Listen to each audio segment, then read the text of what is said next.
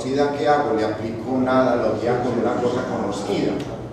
Cuando por ejemplo los conquistadores llegan a nosotros y encuentran la pera entre nosotros, encuentran el aguacate entre nosotros, ellos no sabían qué era el aguacate, entonces dicen pera con pezón.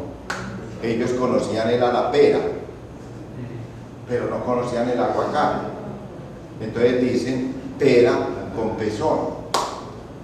Le aplican a lo desconocido por semejanza una cosa conocida, y encuentran un animal que en Europa no habían conocido, lo asemejan a un animal europeo. Y de hecho, doctor, hasta el mismo derecho, los saberes sean aplicables de acuerdo a la semejanza. Claro, claro. Es que nosotros no hemos podido renunciar, a pesar de la representación y a pesar de las ciencias humanas, a ese mecanismo de trabajar por semejanza. Yo a veces pongo ejemplos muy simples. Cuando uno le piden una dirección, uno le da semejanzas para que se oriente, porque si uno le dice carrera 35, 181, dígame alguna cosa.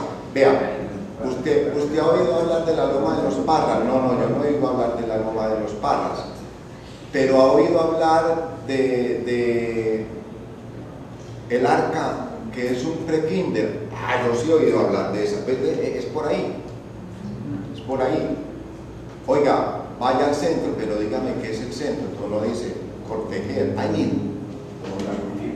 mismo por semejanza. Entonces, en la vida cotidiana nosotros trabajamos por semejanza. Eso no quiere decir entonces que la semejanza haya sido eliminada. Lo que pasa es que ya la medicina no va a trabajar con 4 humores. Ya decir que el mundo es lo que explica el cabello, pues bueno, y los medievales ponen unos ejemplos también muy simpáticos. Lo que es la tos en el cuerpo es el volcán en el corpus. Eso. Entonces, ¿qué es la tos? La erupción. Como el volcán erupta, hace pues erupción. Entonces también la tos.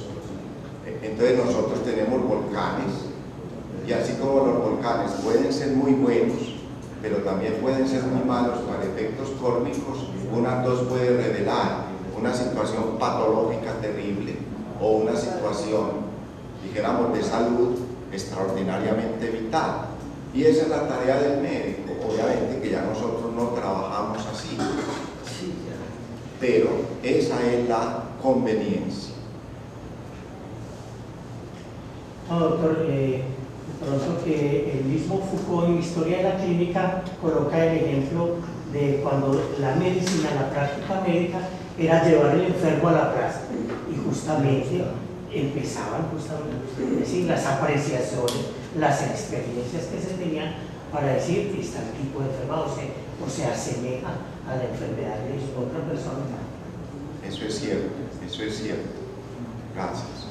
Que cuando dices que no hemos renunciado a la comparación de la similitud y en la pedagogía y siguen siendo elementos supremamente válidos para acudir a explicar o ejemplificar.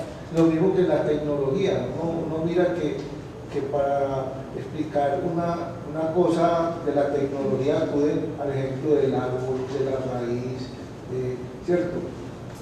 Algo que aparentemente no tuviera nada que ver con algo que tiene que ver con algo tan abstracto. Sí.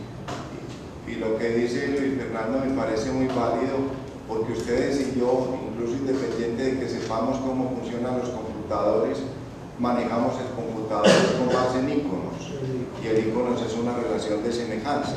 Usted le da clic a un ícono y por esa semejanza con el ícono sabe el ícono a qué concepto está apuntando. Es que en términos de teoría del conocimiento, ¿a qué apunta la episteme de la semejanza?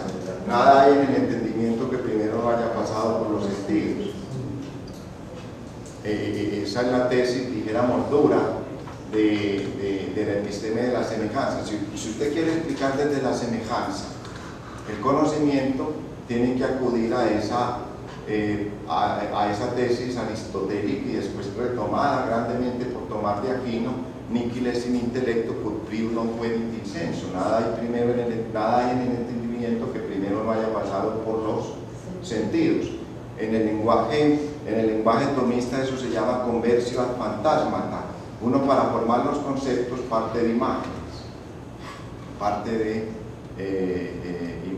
Sí, para comparar. Para comparar. Y esa parte de la semejanza nos lleva a la poesía. Claro. Los franceses son muy especiales con la semejanza. Por ejemplo, los que recibimos formación médica francesa, la poesía, por ejemplo, los franceses definen, o me tocó como profesores de ginecología, la menstruación, el llanto del útero por la pérdida de mi mamá.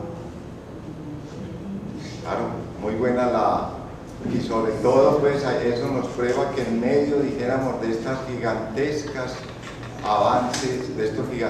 avances de la medicina en pleno siglo XX, todavía la semejanza opera a través de la metáfora, porque es que la gran figura, el gran tropo de la semejanza sigue siendo la metáfora.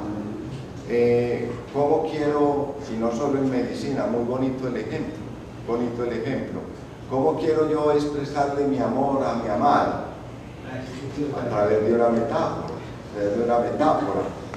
o sea, a través de una semejanza. Entonces uno le dice a la amada: eres como el sol para mis ojos. Hoy la luna ha iluminado mi vida porque has aparecido tú. Ah, eso me gusta muy bien.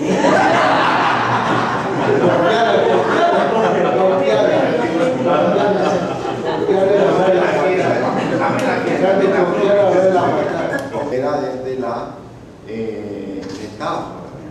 En cambio, ya en la época posmoderna, ya hemos dejado la semejanza y operamos con la metonimia. Ya hemos desplazado. No es que hayamos dejado la semejanza, pero ya no trabajamos con la figura de la metáfora, sino con la figura de la metonimia.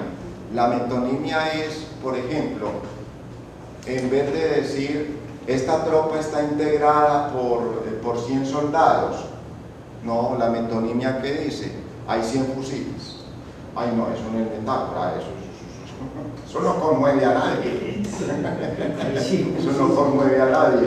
En vez de decir soldados, decimos fusiles. Entonces, pues la metonimia no es que no tenga riqueza, pero no tiene la riqueza de la metáfora. Otra metonimia. O sea, la metonimia, a diferencia de la metáfora, trata de establecer semejanzas es por la desemejanza. Por ejemplo, identificar un hombre con un fusil, eso no cabe, pero eso es lo que hace la metonimia. La metonimia, si se puede decir, hace un trabajo de translocación del sentido, transfiriendo una semejanza en una desemejanza. Entonces yo puedo decir, en vez de 100 soldados, 100 tanques. Hay que le digan a uno que uno es un tanque. Eso sí es, pues, es posible decirlo, y uno lo lee en los periódicos. La Fuerza Armada Colombiana tiene 15.000 aviones, para indicar que tiene 15.000 hombres preparados. Esa es la metonimia. La metáfora no hablaría así.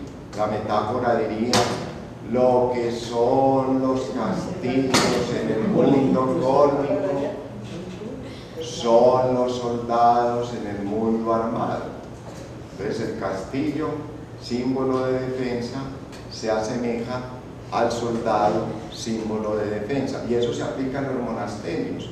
Lo que son los castillos para efectos de la defensa bélico-militar son los monasterios para efectos de enfrentar al gran enemigo que es Satán. Todavía lo decimos. Todos la botellita. Don Gonzalo, podría admirarse de otra manera, por ejemplo, Foucault. Entonces cuando una categoría pierde su dimensión simbólica y solo se mira en términos de, dijéramos, de producción, lo que tú dices, la producción mata el carácter simbólico. Entonces lo que tú dices me parece fundamental. En todas estas comunidades hay un potencial simbólico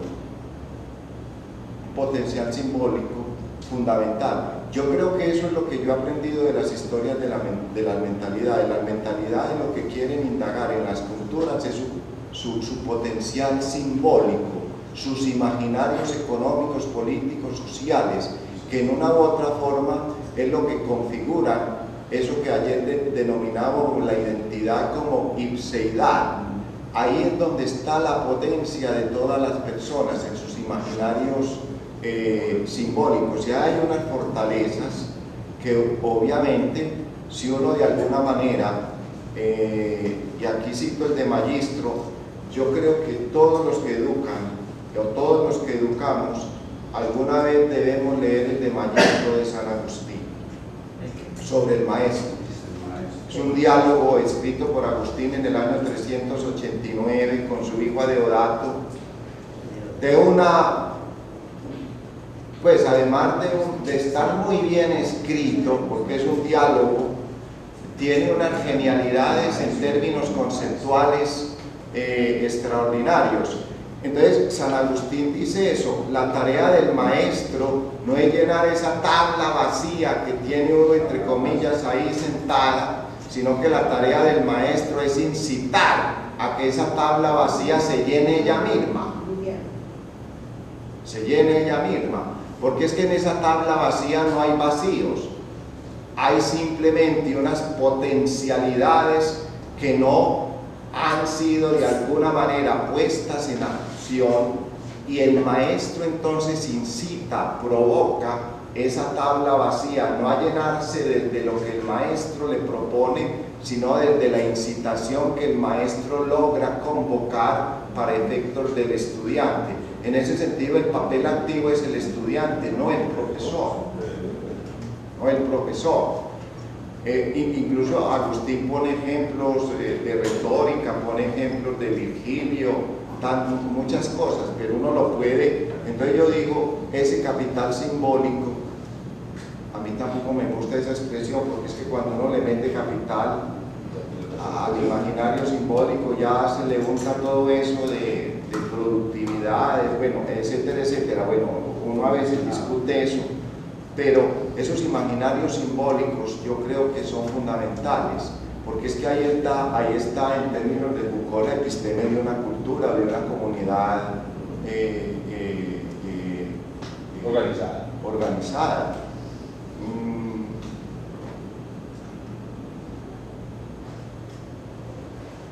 No, iba a poner un ejemplo, pero no lo dejo de lado. A mí me encanta lo que acabas de plantear, pues porque no es simplemente en el espejo que uno ve, ¿no? Sino que lo pone uno a pensar. A mí tampoco me gusta mucho la dimensión de emprendimiento por toda la carga que tiene lo que hoy se está planteando de emprendimiento. Pero perdón, Carlos, ahí yo no me estoy refiriendo a emprendimiento. No, es que no estoy respondiéndote a vos, sino en el sentido, es el pensar de lo que Gonzalo planteaba, y es, a ver, si uno se pone a ver en esa imagen que usa Sefirelli, que está una dimensión simbólica, no contestataria, porque en esto también quiero ser claro.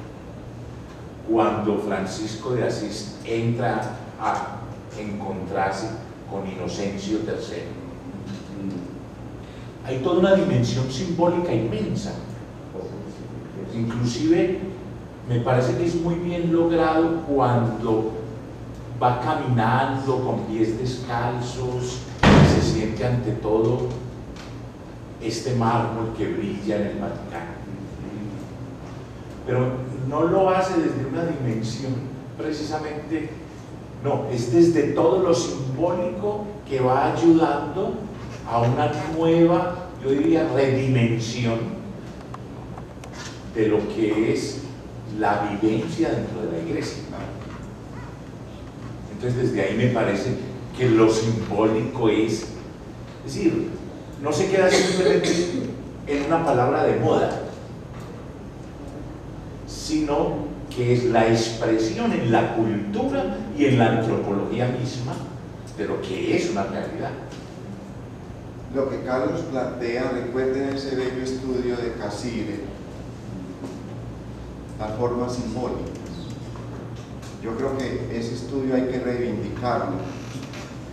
Hay autores que yo no sé por qué han pasado como ya a un último plano, entre ellos Ernesto Casire. El profesor Casire tiene ese texto tan bello de las formas simbólicas.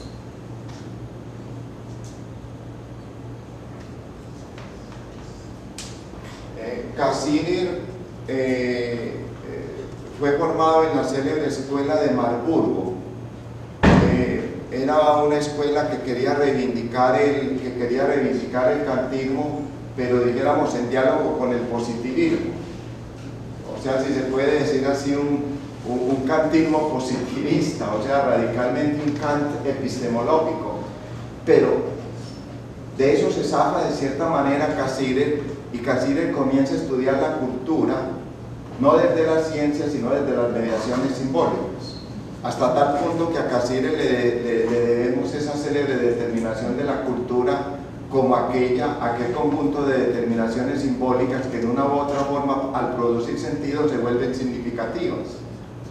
Y me parece a mí que ahí lo que Carlos plantea del simbolismo es fundamental.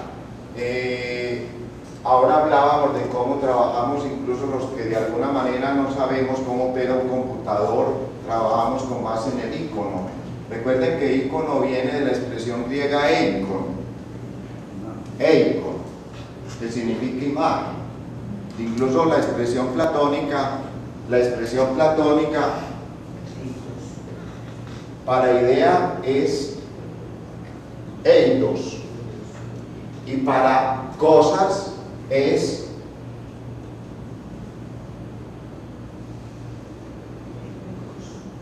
ya no la delta sino la capa, eikos. Entonces la cosa es la imagen, es el icono de la idea. Fíjense que hasta en Platón mismo la única manera que tenemos los hombres de acceder a la idea es el icono.